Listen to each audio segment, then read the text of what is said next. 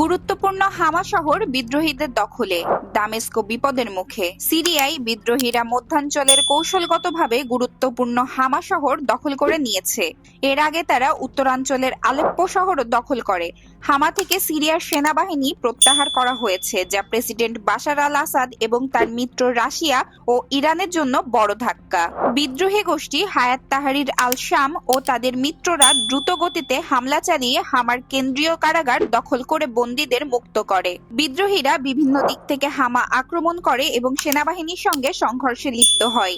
হামা শহরটি আলেপ্পো ও রাজধানী দামেস্কের মধ্যবর্তী স্থানে অবস্থিত। বিদ্রোহী নেতা আবু মোহাম্মদ আল জোলানি এক ভিডিও বার্তায় বলেন, তাদের যোদ্ধারা 40 বছরের ক্ষত সরাতে হামায় প্রবেশ করেছে।